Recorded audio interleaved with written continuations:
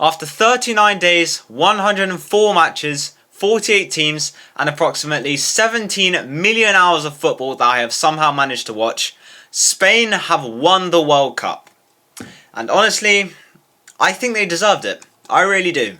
Now, I know there are going to be people who disagree with me, especially if you're an Argentina fan. And look, I understand why. Argentina were the defending champions, and they had Lionel Messi. Not that that meant anything really.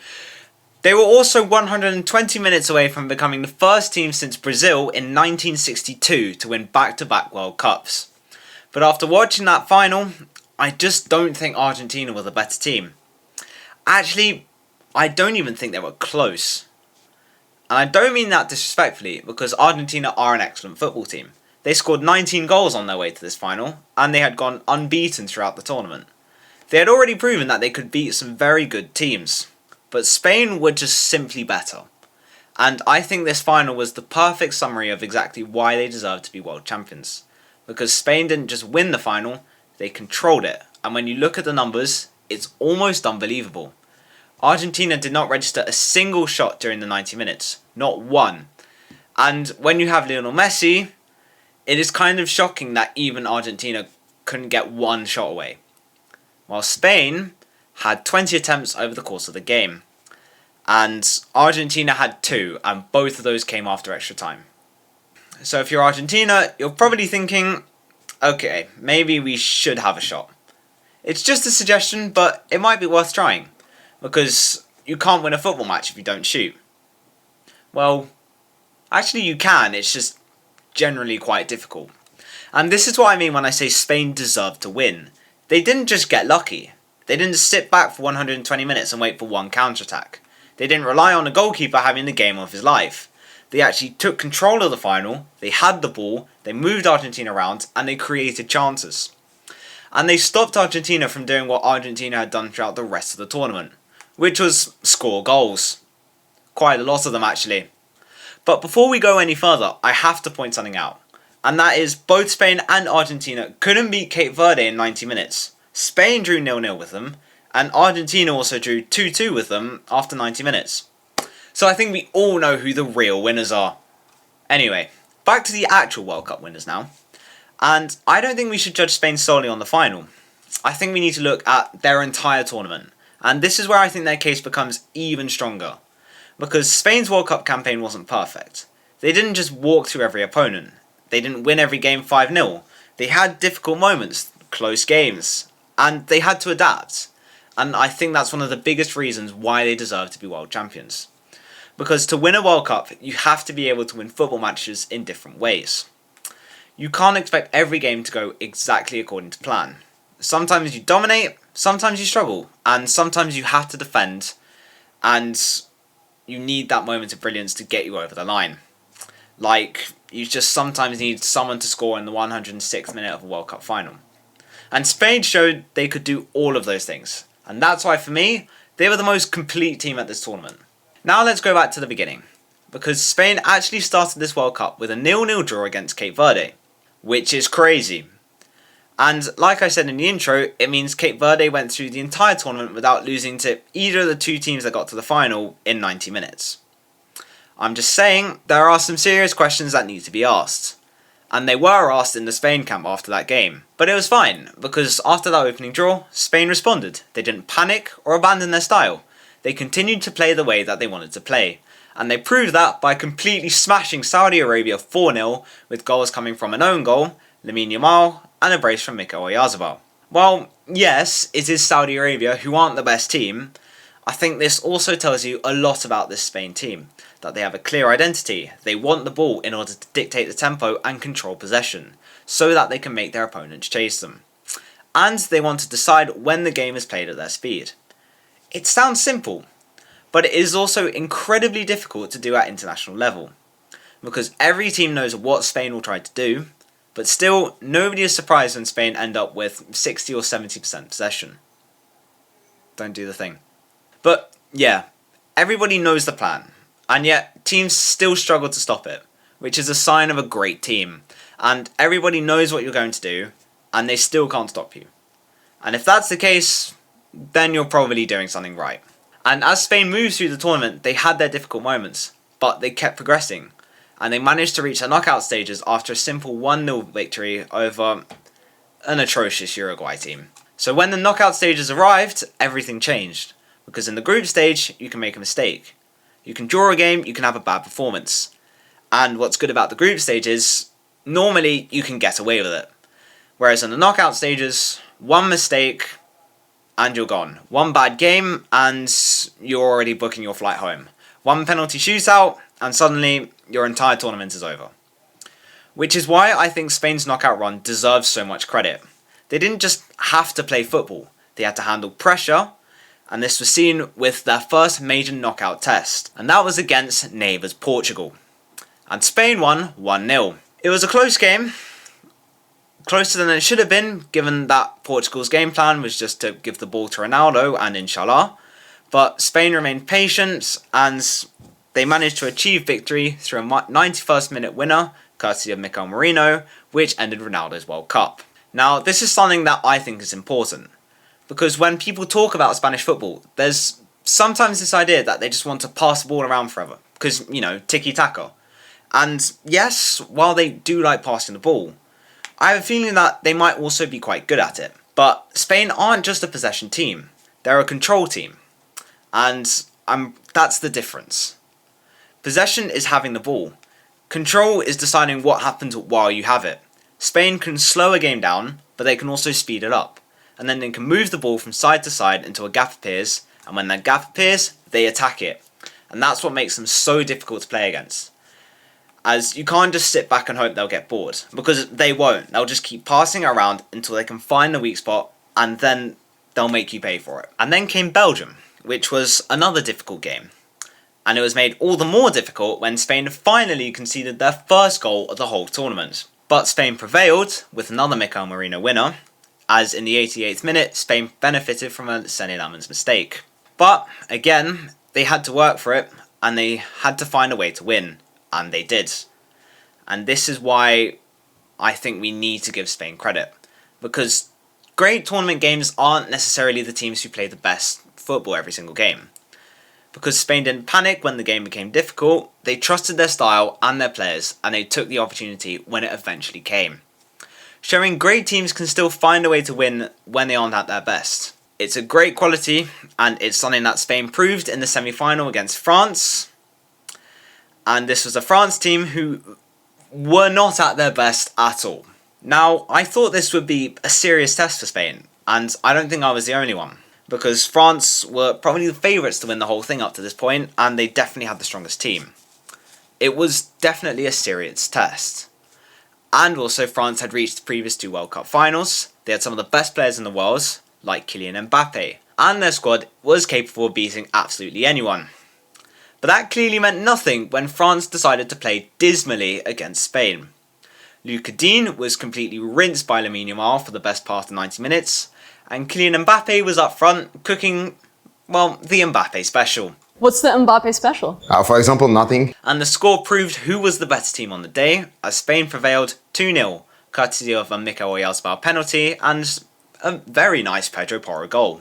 Now, I think this was the moment where Spain really announced themselves as the team to beat. I know they were probably the favourites to win, but they didn't just sneak past France. They didn't scrape through on penalties either, or get a last-minute deflection. But they controlled the game and they came out victorious. They stopped France from turning the match into some kind of chaotic end-to-end game that could favour them. Instead, they controlled the tempo and they defended when they needed to, and they attacked when the opportunity was there. And that is tournament football.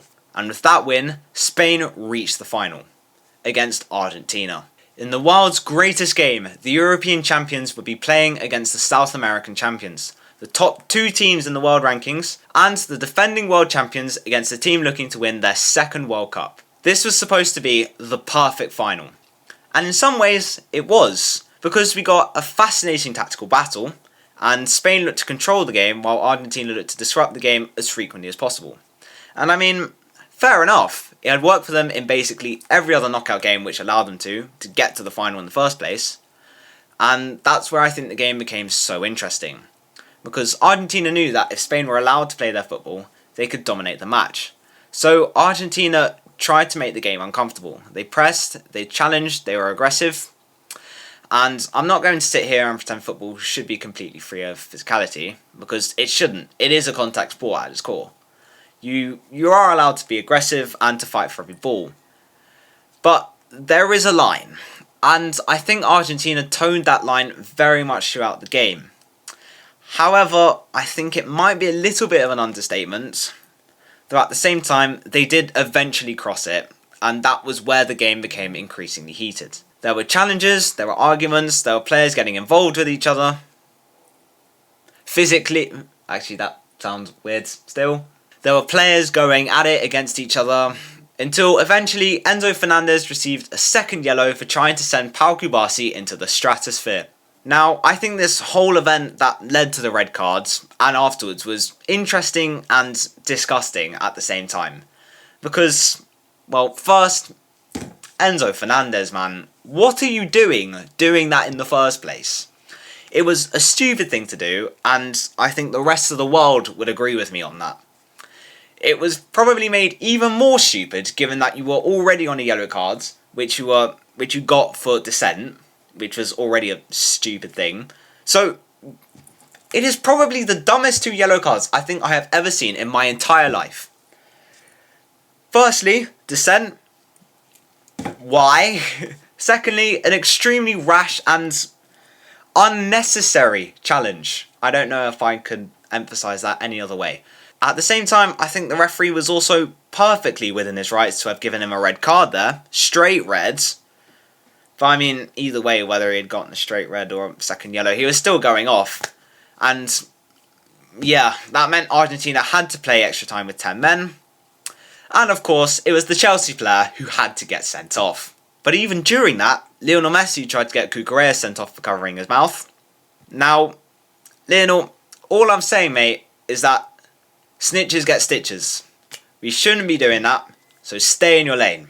But it also proves how Argentina were just hell-bent on playing as dirty as possible as they could in this final. And because of that, I think it allowed Spain to easily win the tactical battle. They weren't fazed by Argentina's aggression. And I think there's a fair argument to say that Argentina's aggression, because they were so overly aggressive, it made them sloppy. And it allowed Spain to keep control of the ball, meaning that Argentina couldn't get Messi on the ball, which is probably why this guy actually ghosted the final. Ronaldo would never, by the way, that's all I'm saying. It also meant that he couldn't use his tiny legs to run about with the ball and try and create something, and this in turn created a ridiculous statistic, where Argentina, the team that had scored 19 goals to reach this final, did not have a single shot in 90 minutes. And I don't think this is bad luck. I think there is a defensive masterclass from Spain, albeit helped by an Argentina side who are more focused on going into UFC than actually winning the World Cup.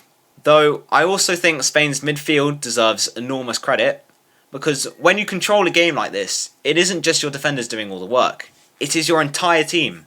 Your forwards have to be pressing, your midfielders have to be closing the spaces, and your defenders have to maintain their shape. And everyone has to understand exactly when to attack and when to defend. And Spain did that brilliantly. Even during extra time when Argentina were down to 10 men, Spain was still pushing, forcing Emiliano Martinez to make save after save, and it did make me start to wonder, would this actually be going to penalties? And if it did, would Emi Martinez become the hero again? So, would that mean we were about to have another World Cup final decided by the goalkeeper who somehow turns into a superhero whenever a penalty shootout occurs? But then, in the 106th minute, Pedro Porro delivers the ball, Nico Williams gets his head to it, and the ball finds Ferran Torres, and bang! Spain 1, Argentina 0. Is it just me, or does the goal look vaguely familiar to another one? Might be just me. Either way, Ferran Torres, probably the person I least expected to score. He's the one that scored the winner. And I absolutely love the story behind that goal, because Torres had started the tournament against Cape Verde. It hadn't exactly been the perfect beginning, and he hadn't scored a single goal in the World Cup up to this point. So much so that I had completely no faith in him when he came on. And yeah, instead I just wanted Mikel Merino to come on to do his thing, like he had done in the previous rounds. But amazingly, it was Ferran Torres who scored the goal. Meaning now I regret laughing at him for not being able to score at this World Cup, even if his life had depended on it. Because when Spain needed him most, he was there. And that's what you need from a World Cup winning squad. You can't have 26 players all expecting to be the star. Someone has to accept that they might not start, someone has to be willing to come off the bench, and someone has to be ready for that one moment. And Ferran Torres got his. The 106th minute of the World Cup final. I have to admit, that is not a bad time to make an impact. It is also his first goal of the entire tournament, if you hadn't guessed by this point. Either way, from there, Spain held on. Argentina tried to respond, but Spain defended. They managed the game, they stayed composed, and eventually, the final whistle blew. Spain were world champions. So that was when things decided to get a little bit messy.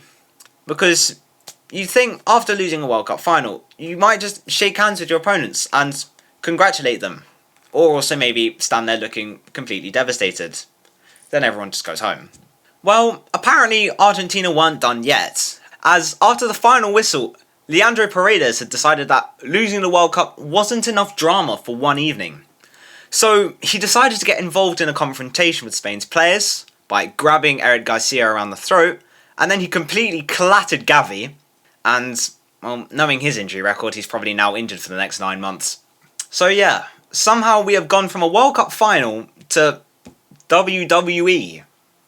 We've got players everywhere, people running in, people pushing each other, everyone's angry. And I'm just sitting there thinking, lads, the match is over. Chill out. Well, it was certainly a remarkable way to finish a World Cup.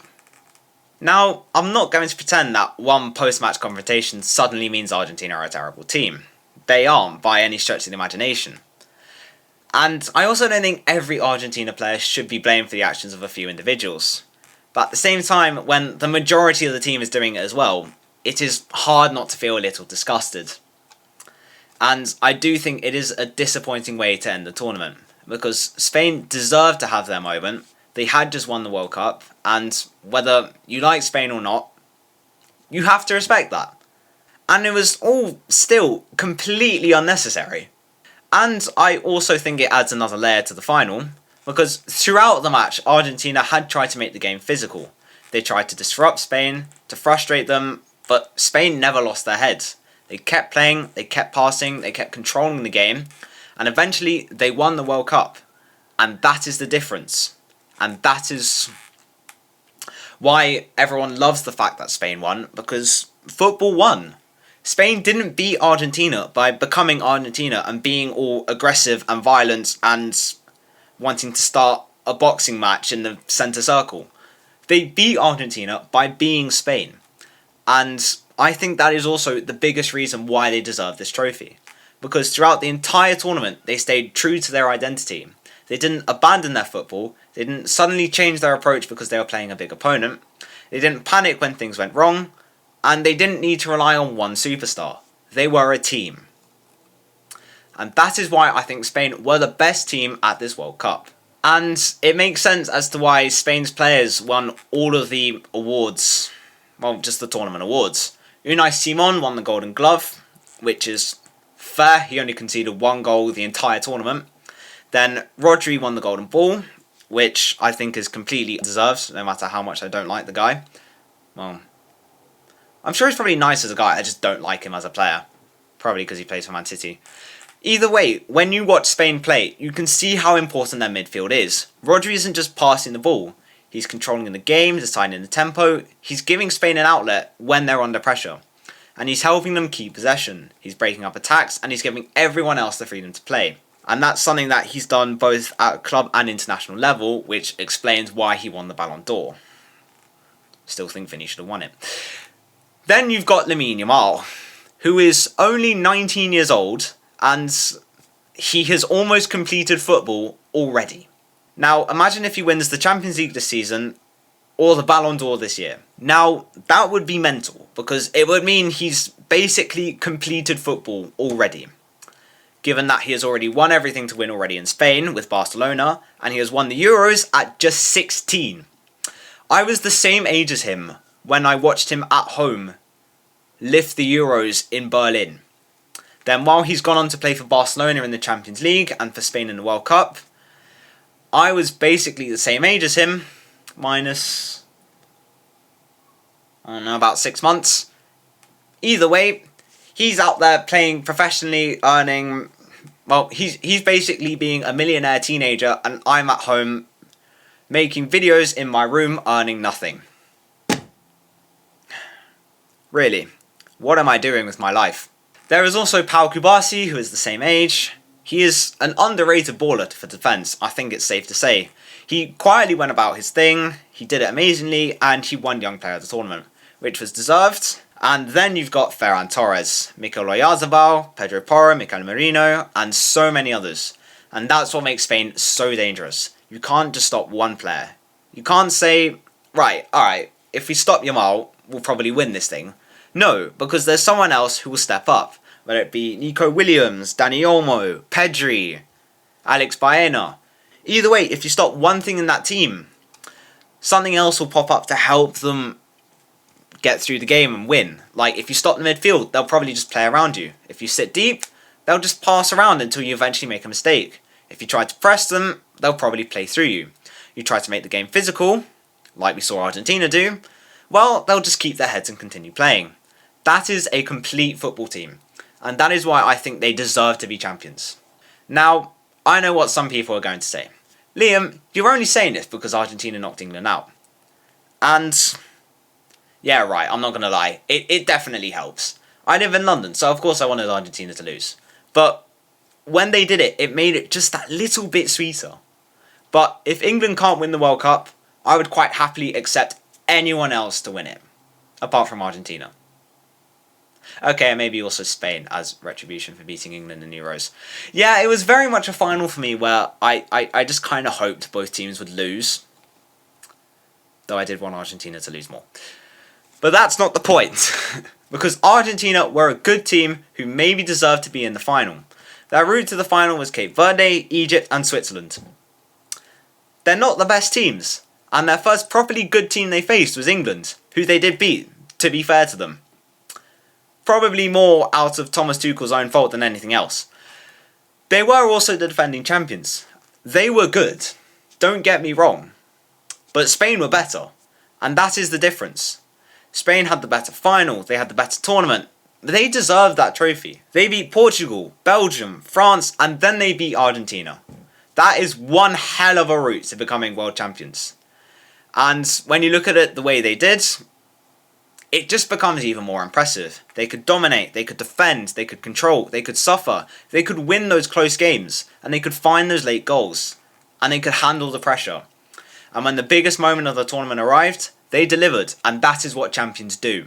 So yeah, Spain are world champions, their second World Cup, 16 years after their first.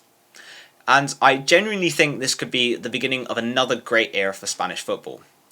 Because this certainly isn't an ageing team desperately trying to win one last trophy.